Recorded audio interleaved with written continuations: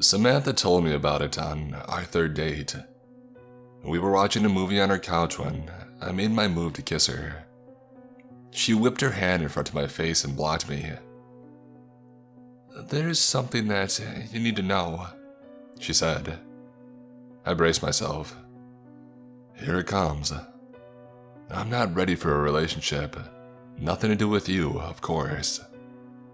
It was the absolute last thing that I wanted to hear, because I was already crazy about her. "Okay," I said. "I have a removable face." That's a new one. "You have a what now?" I was about to laugh, but she was wearing a deadly serious expression. "I have a removable face." Is that like a metaphor or something? No, my face is literally removable. Look, closely. She lifted her chin and traced her jawline with a finger. You can see the seam. After admiring how beautiful her neck was for a dizzying moment, I leaned in for an inspection. It was very hard to see, but it did look like there was a slightly unnatural transition there from her face to her throat. I grew dizzier as a dozen questions rushed into my brain. "Don't bother asking why or how or anything like that," said Samantha. "I can't tell you that. If that's going to be a problem, you should leave now. I'm letting you know this because I like you, and I want to take the next step. But this is non-negotiable." "Okay," I said, unsure of what was happening. "Not a problem. So what? You have a removable face. Who cares? It looks good." "There's something else. Once a day, usually in the evening, I have to remove the face and disinfect the inside of it. If I don't, it'll rot. This takes about an hour, give or take, depending on how my day went. During this time, you must never ever look at my real face. Never. Do you understand?" Yes, I got it. Don't ask about it. Don't look at your real face." Samantha stood up. "Now, I'm going to go into the bathroom and clean my face. That will give you plenty of time to think about what I've told you. If you're here when I'm done, that's great. I would like that. But if you're gone, I'll understand." She turned and walked into her bedroom. I sat in stunned silence as I heard the bathroom door close. I gave the thing some serious thought. It was possible that it was a joke of some kind. It was possible that it was a delusion. Was it possible that it was true? Well, it was certainly possible to transform an actor's face with movie makeup. So I supposed it was possible that Samantha wore a removable face every day. Maybe she had had a horrible accident where her flesh had been mangled. Maybe her face had been melted by acid, or burned by fire, or the skin shorn off by heavy machinery. If it had, I would never know, because she would never tell me, and I would never see it. I pictured a face of raw, naked muscle rotting away. Could I kiss her? If that was what I was kissing. But wasn't that what we all were, under the skin? Just muscle and bone and blood and squishy organs. I paced around the living room, running my hand through my hair. I liked Samantha a lot. She was smart and funny, and beautiful. But was that beauty real? Did it count? Did it matter if it was real or not? Was I being superficial, even worrying about it? When she came out of the bathroom, I was still there. I looked at her face. She smiled and I was in love.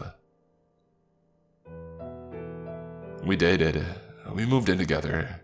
We decided to get married. For the most part, it was a completely normal relationship. Typical of two young people in love, building a life together. During the day, it was easy to forget about the face altogether. It looked natural enough, and only in certain positions, in certain lights, was there ever any indication that it wasn't natural. But every night was the same. Samantha would close herself in the bathroom, sometimes for an hour, sometimes for 2, and clean the inside of her face. The curiosity never left me. I would sit there and wonder what was under that face. I came so close to barging in on her a few times, but I never did. I did occasionally ask her about it. About what, if anything, had happened. About how it was possible to make the removable face look so real. About what it really looked like underneath. I tried to coax her into showing me, assuring her that I loved her no matter what, and I didn't give a damn what a real face looked like. I was just curious, that's all. She never showed me, or told me the story behind it.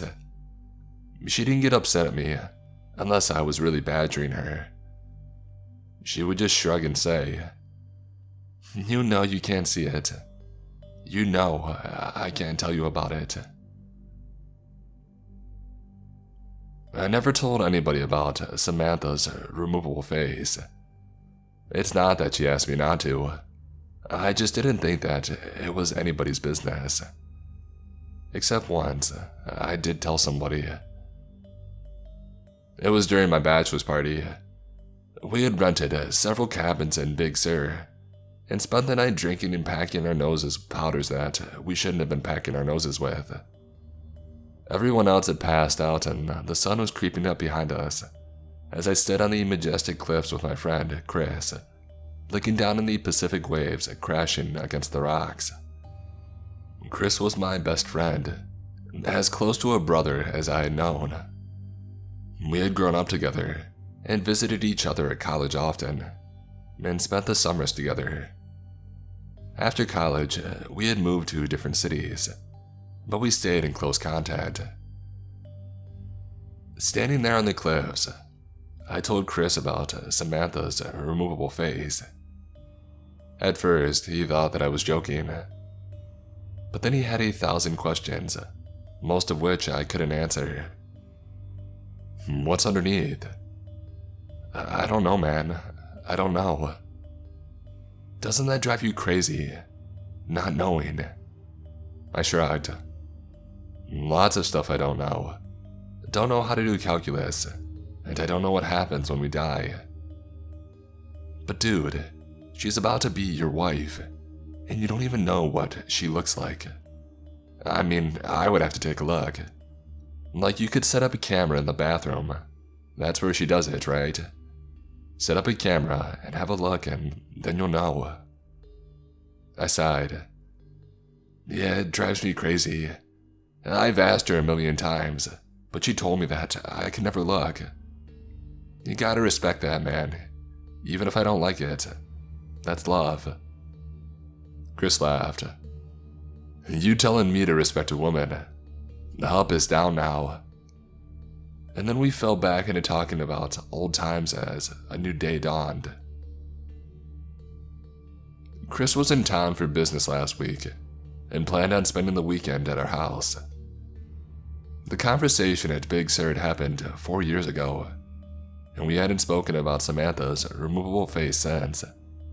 Despite keeping in close contact, and seeing each other as often as two people transforming into adults in different parts of the country can.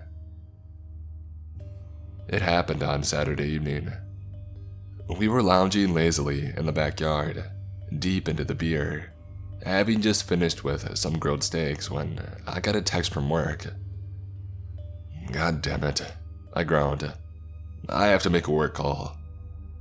"Seriously?" said Samantha, raising an artificial eyebrow. "On a Saturday night?" "My biggest client, baby. Sorry." "It is what it is, I guess," said my wife. "I'm going to head inside and get cleaned up. Chris, are you okay just hanging out for a bit?" Chris smiled. "I'll be fine. I got my beer. I got some weeds to pull in your garden. God knows your lazy-ass husband isn't going to do it.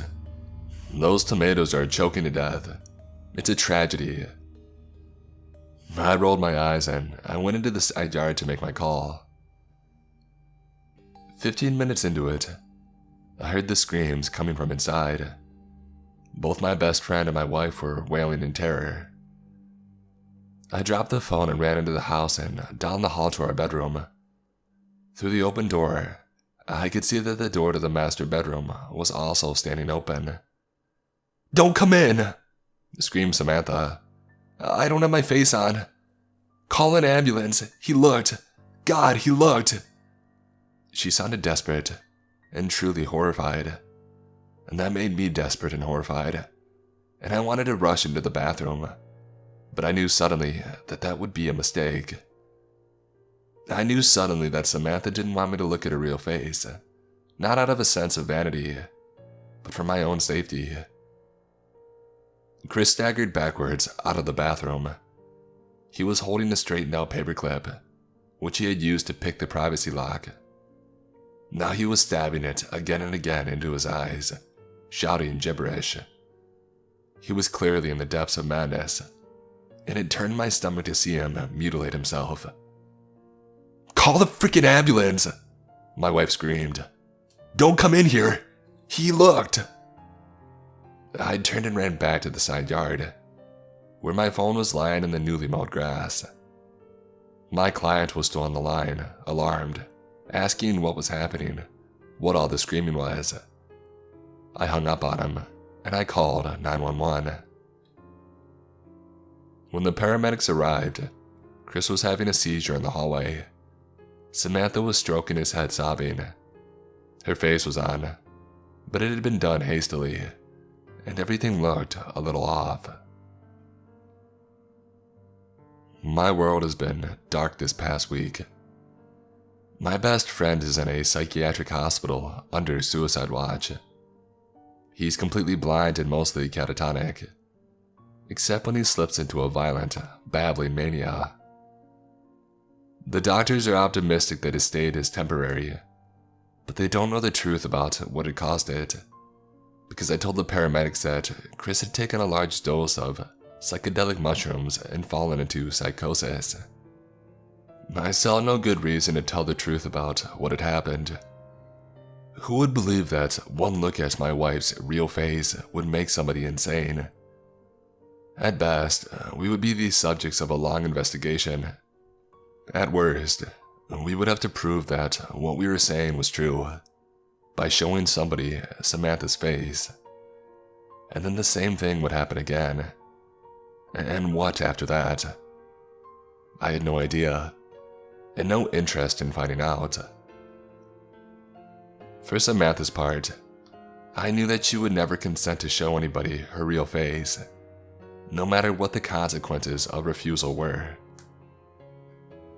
I did get a follow-up call from the police, asking me to confirm my story. The hospital found no traces of psilocybin in Chris's blood, though that's not unheard of, since it has a short half-life. If they end up testing his hair, I will likely be in a lot of trouble, but that's truly the least of my concerns. Samantha is in a state of her own. She still cleans the inside of her face, though not as regularly, and when she puts it back on, it's always crooked now. It is beginning to smell a little bit. I've tried to assure her that it wasn't her fault. He knew, I said. I told him that nobody was ever allowed to look at it. He knew, and then he broke into the bathroom. This is not on you, baby. Please, talk to me. Not on me. That one look at my face makes people insane. Please, I just need some time alone. As for me, I'm doing my best to hold it all together. Do you know what's strange though? Despite what happened to Chris, I still find myself curious about what my wife's real face looks like.